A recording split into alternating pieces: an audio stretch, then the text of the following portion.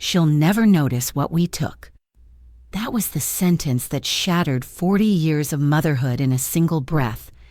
The words weren't yelled or whispered with guilt. They were casual, careless, like they were talking about crumbs on a table. That betrayal lit a fire in me I never thought I had. My name is Ruth Ann Walker, and before I tell you what happened, I want to know, where are you watching from? I always imagine someone listening in their kitchen, maybe over coffee, nodding because they've seen the same kind of betrayal dressed up as family love. So, wherever you are, I hope my story reminds you that sometimes peace means walking away. Now, let me take you back to where it all began. A quiet house that smelled of lavender and lemon polish, a garden with roses my late husband planted, and a heart that still believed my son would never hurt me. After my husband Charles passed 6 years ago, I thought my life had slowed into a kind of stillness that felt safe. I filled my days with small routines, watering plants, reading by the window, baking too much for one person. I told myself the loneliness was worth it because it meant peace. Then one spring, my son David called. "Mom, we need a place for a few months," he said. "Our house is being renovated. You'll hardly notice us." And of course, I said yes. I was happy, no, relieved to have company again. When they moved in, the house felt alive. Leah, his wife, brought scented candles and too many shoes. Their laughter filled the halls, and I told myself this was how family was supposed to sound. At dinner, we'd sit at my oak table, the same one I'd polished for every holiday, and David would say, "Mom, your pot roast still beats any restaurant." But between those dinners, I started to notice little things. A glance Leah gave when I mentioned my savings. A smirk when I offered to help with their bills. The way David changed the subject every time I mentioned money. Still, I pushed it aside. I was raised to keep the peace, to assume the best of those you love. Leah liked to organize my drawers, to help me out. She'd go through the china cabinet, the linen closet, even my jewelry box. I didn't mind at first, until one afternoon she came out of my room holding my late husband's cufflinks. "Oh, I just found these in a box. You should keep them somewhere safe," she said. Her voice was too sweet, her smile too wide. Something about the way she looked at those cufflinks made my stomach twist. That night, I couldn't sleep. I walked down the hallway, careful not to make the floorboards creak. From the living room, I heard voices, Leah's light, teasing tone, and David's low laugh. I should have gone back to bed, but I didn't. "Don't worry," Leah said, her voice clear now. "She'll never notice what we took." And then they laughed. My knees felt weak. I pressed my back against the wall, heart hammering so loud I thought it would give me away. They were talking about me, about what they took. I stood there for a long moment, staring into the darkness of my own hallway, realizing the house I'd filled with trust was no longer mine. Every picture on the wall, David as a baby, Charles smiling at his retirement party, felt like ghosts staring back at me, asking how I didn't see it sooner. I didn't cry that night. I didn't confront them. Instead, I sat in the living room long after they went to bed, staring at the shadows of the family I thought I had. I told myself there had to be another explanation, misunderstanding, maybe a joke taken out of context. But deep down, I knew. Something inside me shifted. The next morning, when Leah smiled over her coffee and asked if I slept well, I looked right into her eyes and said softly, "Like a baby." And that was the first lie I told. It wouldn't be the last. The morning after that night, sunlight streamed through my kitchen window like nothing had happened. The coffee percolated, birds sang, and yet I felt hollow, like a stranger in my own home. Leah hummed as she flipped pancakes. David scrolled through his phone, half listening as I asked about their renovation. It all looked so normal, so painfully ordinary. But when you know something's broken, even silence sounds different.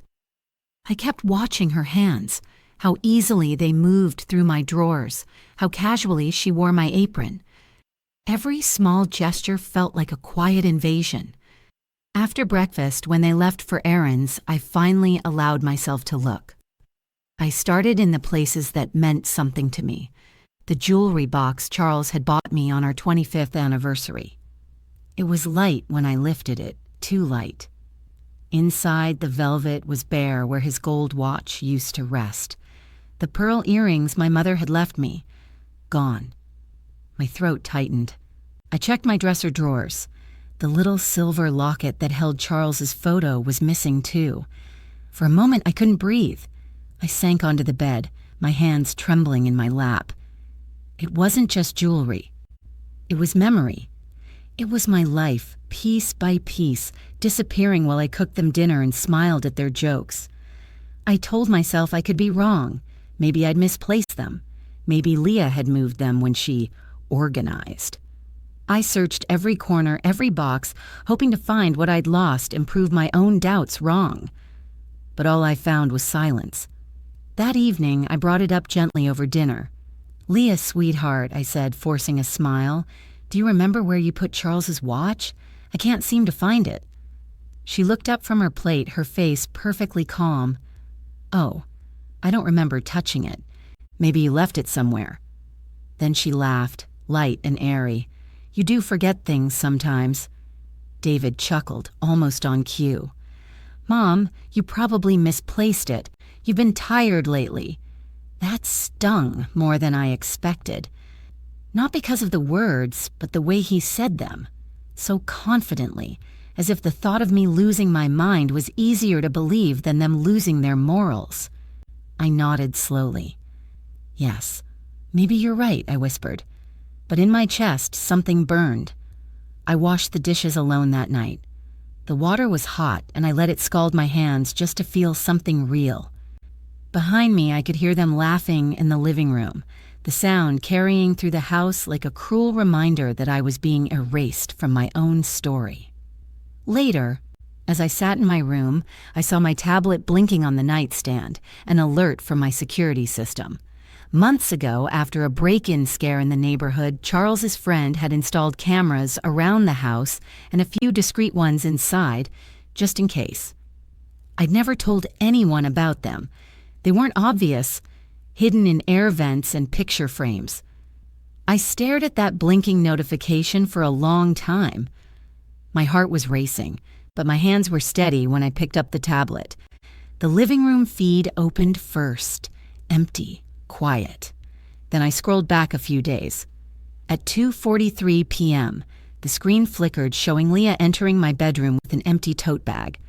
She looked around, opened drawers, lifted boxes, and slipped something shiny into her pocket. I paused the footage. For a full minute, I couldn't move, and then I hit play again.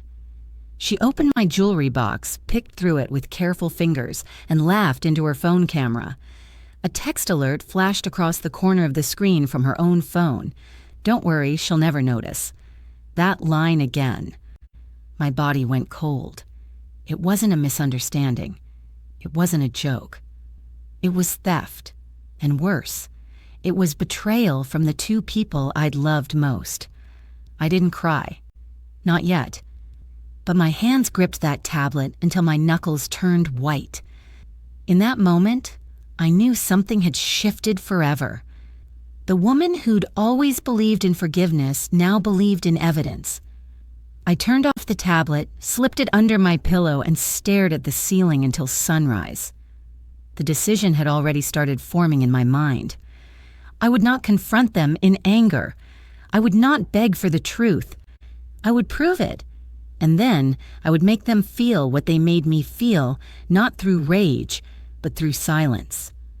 The next morning, I moved through the house like a ghost.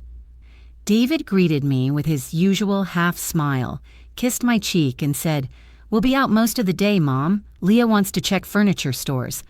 Furniture. I almost laughed at the irony. Buying furniture with money taken from the woman whose house they were living in. When their car pulled out of the driveway, I waited a full minute before locking the door and walking straight to my room. The air felt heavier that day. like the house itself knew what I was about to uncover. I opened the tablet again and started the footage. At first, it was just Leah, sliding drawers open, slipping envelopes into her purse. Then later that same evening, David entered the frame. He wasn't stopping her. He was helping her pack. He lifted one of Charles's old cigar boxes, the one where I kept letters and documents, and opened it without hesitation. Leah whispered, "Take the envelopes too. She never checks those." He nodded. And together, they laughed quietly as they filled another tote bag. I pressed pause. The sound of my own heartbeat filled the silence of that room. My hands trembled so badly I had to set the tablet down on the nightstand. I thought of the years I'd worked to build what little I had. The double shifts at the elementary school after Charles passed, the sacrifices, the nights I'd stayed awake calculating bills, the vacations I never took so David could go to college. I thought of Leah's wedding, the lace dress I paid for, the honeymoon fund I helped with, the down payment on their first car. And this was my thank you. I hit play again. Leah was now sitting at my desk, scrolling through my tablet. The angle of the camera captured her smirk as she typed in my password, my birthday. The same birthday she'd posted about last week with the caption, "The woman who taught me love." I watched her open my banking app, scroll through balances, and snap photos with her phone.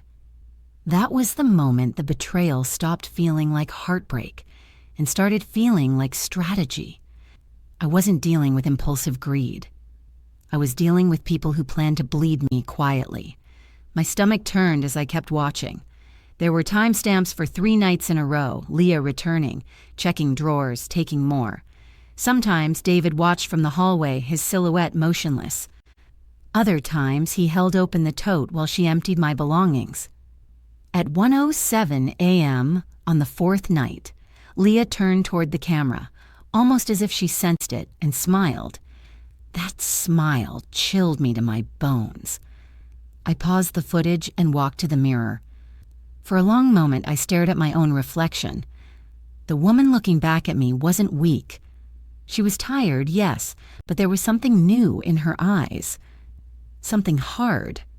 Charles used to tell me, "Ruthie, you've got the kind of strength that doesn't shout." That day, I finally understood what he meant. I scrolled to the last clip. David and Leah were packing a small box labeled "Donate." Inside were my old family albums. I zoomed in, photos of our wedding, of baby David in his first stroller, of my mother in her Sunday hat. I couldn't move for a while after that. The betrayal wasn't just about money. They were erasing history, our history. I closed the tablet and sat in silence, hands folded in my lap. For the first time in years, my heart felt steady. Anger is noisy, but clarity is quiet. That's when I knew what I had to do. I wouldn't confront them. They would only twist my words, paint me as confused or senile. No, if they thought I was weak, I'd let them keep believing that. But quietly, carefully, I'd build a plan they'd never see coming. And when it was time, I wouldn't raise my voice. I'd simply disappear and take everything back that they thought I'd never notice. By the next morning, the sadness was gone. What replaced it was something colder, steadier, like steel cooling after fire. I moved through the house deliberately, saying good morning as if nothing had changed. Leah was scrolling through her phone, David packing up to leave for work. "Mom, we'll grab dinner on the way back," he said. I smiled, nodded, and kissed his cheek. If he noticed how still my hands were, he didn't say a word. As soon as the door closed, I poured myself a cup of coffee and opened my old leather notebook, the one where Charles and I used to write down every expense. Page after page, I reread numbers that meant something once. The tuition payments, the down payment for David's house, the business loan we'd helped him with. Each line reminded me how much I had given, how little they saw it. That afternoon, I made 2 phone calls. The first was to Mr. Hastings, our old family lawyer. He'd retired, but he still picked up after 2 rings. "Ruth Ann Walker, it's been too long," he said warmly. "I wish this were a social call," I replied, voice steady. "I need to make some changes to my accounts, quietly."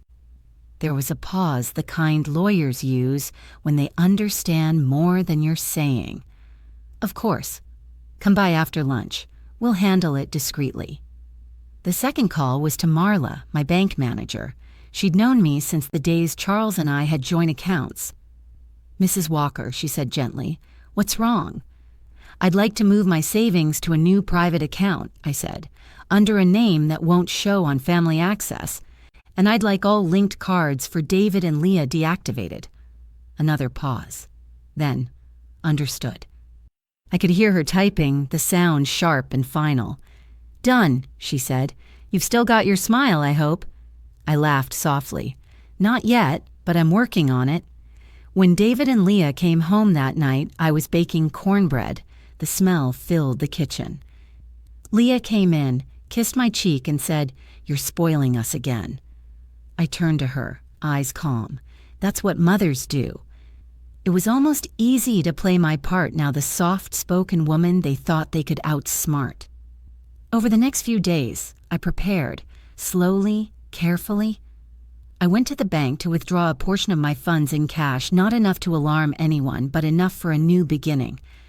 Then I visited a small seaside town 2 hours away, a quiet place Charles and I once dreamed of retiring to. There, I found a modest cottage with a white fence and salt in the air. The owner, a kind widow named June, said, "If you love the sound of the sea, this place heals everything." I smiled and told her, "That's exactly what I need." By the end of the week, the lease was signed. I didn't tell a soul. That night, as David and Leah sat watching TV, I stood by the hallway and looked at them. Really looked. David's laughter filled the room. Leah leaned against him, pretending she belonged in a family she'd helped destroy. It was strange how peaceful I felt. Later, when they went to bed, I wrote 2 letters. One for the lawyer confirming the transfers, and one for them to be found after I was gone. It wasn't a rant. It wasn't even angry. It simply said, "I raised you with everything I had. I trusted you with everything I owned. You thought I wouldn't notice what you took, but you forgot what I gave. I am leaving with my peace intact. I hope someday you find yours." I placed it on the kitchen counter beside a framed family photo, David at 10, Leah smiling at her wedding, Charles holding me on the porch. At dawn, I packed my car with only what mattered, the photos they hadn't touched, Charles's letters, and my dog-eared Bible. As the sun rose over the neighborhood, I took one last look at the house, the same house that had held laughter, betrayal, and finally silence. Then I whispered to myself, "Let's see what you do without my silence." And with that, I drove away. By the time the sun climbed above the horizon, I was already miles away, my small blue sedan humming down the coastal highway, windows down, morning wind brushing my face. For the first time in years, I felt light. I didn't know where I'd end up exactly, but I knew one thing for certain: I wasn't going back. Meanwhile, back in that house, the stage I'd set was beginning to play out. That evening, David and Leah went out to celebrate some good news. I would later learn from Marla, my banker and quiet ally, that they'd transferred $1,500 from my savings account just 2 days before I froze everything. They thought they'd gotten away with it. They didn't realize the cards in their wallets were already dead plastic. At 7:18 p.m., they sat at an upscale restaurant downtown. Leah ordered a bottle of wine she couldn't pronounce. David bragged about how family money made life easier. And when the bill came, their smiles vanished. The waiter returned, expression polite but puzzled. "Sir, your card's been declined." David frowned. "That's impossible. Run it again." The waiter tried twice more. Nothing. Then Leah handed over hers, the one linked to my account. Declined again. "What the hell is going on?" she whispered, panic rising in her voice. The waiter leaned in quietly. Would you like to try another form of payment? David's ears turned red. Other diners were starting to notice. He handed over his phone to check the bank app, but when he logged in, the balance read $0. A message flashed across the top. Access restricted. Contact account holder. Leah's face drained of color. Contact your mother, she hissed.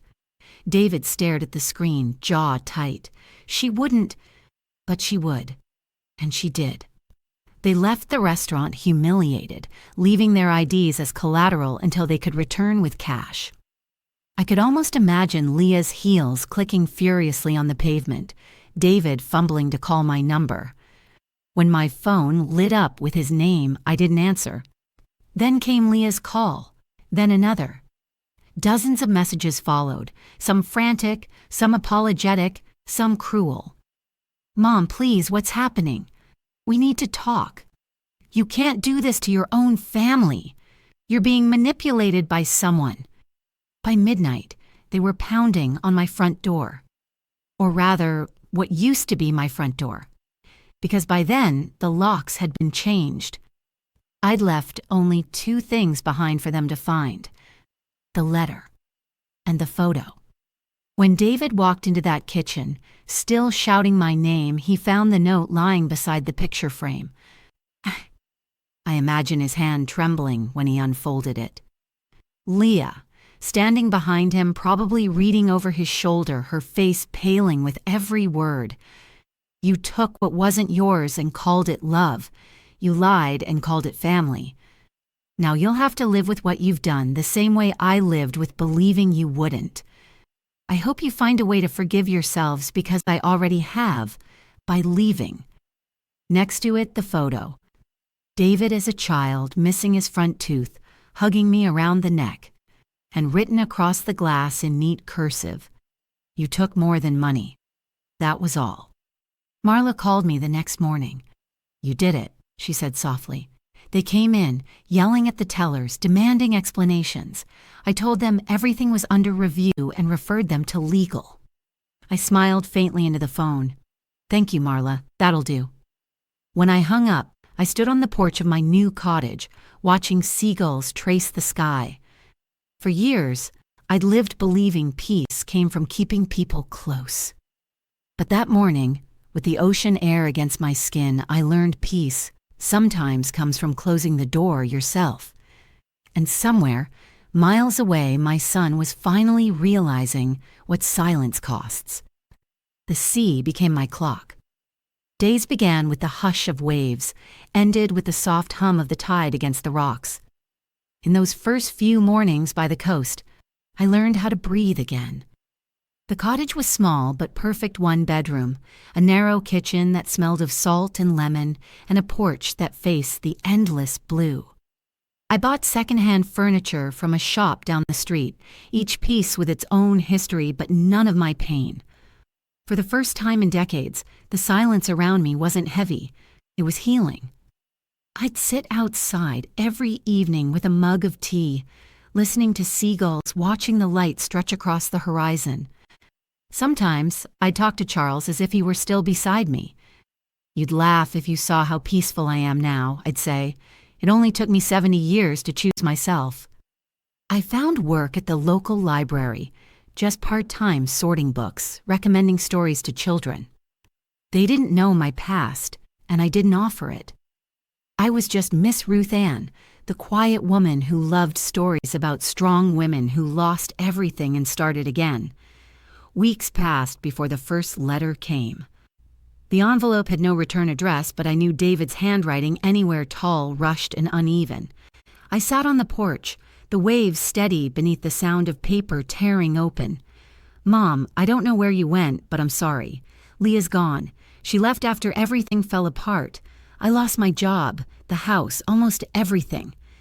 I didn't realize how much I hurt you until you disappeared. Please, just tell me you're okay. I traced the ink with my fingers. For a long time, I said nothing, just listened to the sea. Guilt tried to creep in, the way it always did when it came to my son. But this time, I didn't let it win. He wasn't the boy I raised. He'd made choices, and choices have consequences. I didn't ruin him, I just stopped protecting him from the truth. I placed the letter in my Bible between Psalms and Proverbs and whispered, "I'm okay, David. I hope someday you will be too." A month later, the phone rang at the library. I almost didn't answer, but instinct made me pick it up. "Mom?" It was him. His voice sounded smaller, like it had been rubbed down by regret.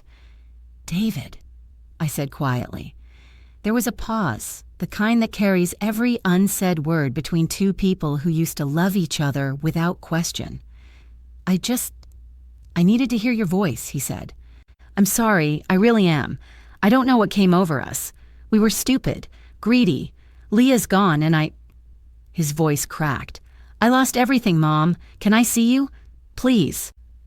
I looked out at the ocean, waves folding into each other endlessly. I thought about the years I'd spent giving him everything he wanted: time, money, forgiveness. But I also thought about the peace I'd finally found here, the way my shoulders no longer tensed every time my phone rang. "David," I said softly, "you taught me what silence costs." He didn't answer, just breathed. "I can't afford it again," I added. A sob broke through the line. Then nothing but the faint static of distance. I didn't hang up right away. I let the call fade on its own, like an old song coming to an end. That night, I stood on the porch under a sky so clear it looked painted. I didn't feel angry anymore, just lighter. Maybe forgiveness wasn't about forgetting what they did. Maybe it was about freeing myself from it. I looked out at the horizon and whispered, "Thank you, Charles, for teaching me to listen to my own peace." The wind carried the sound away, soft and sure, and for the first time I truly believed I was free. The sea has a way of teaching you things you don't expect. It never fights the waves, it just carries them, reshapes them, lets them crash and then fade into calm again. That's how I began to see myself, not as someone broken, but as someone learning to let the pain roll through and wash away. Months passed. Seasons changed. I grew used to the rhythm of my new life. Mornings filled with soft light, afternoons sorting books, evenings spent watching sunsets bleed gold across the water. Sometimes, strangers at the library would tell me their stories: a daughter who stopped visiting, a husband who betrayed a trust, a friend who vanished when money ran out. And every time I'd listen quietly, then say, "It hurts less when you stop waiting for them to see what they did." Because that's the truth. Closure doesn't come from their apology. It comes from your decision to stop needing it. One Sunday evening, I recorded a small message for a women's storytelling group online. It wasn't meant to go viral, but it did. In the video, I sat on my porch in a blue shawl, the ocean behind me, and said, "They thought I wouldn't notice what they took. But I noticed everything, every look, every silence, every lie dressed as love. And one day, I stopped asking why they did it and started asking why I let them." My voice didn't shake. Because the woman speaking wasn't the same one who once cried over empty drawers and stolen jewelry. She was someone who finally realized that peace isn't what others give you. It's what you give yourself when you walk away. I ended that recording with the same words I'll leave you with now. If you're watching this and someone has made you feel small, forgotten, or foolish, remember this: you are not invisible.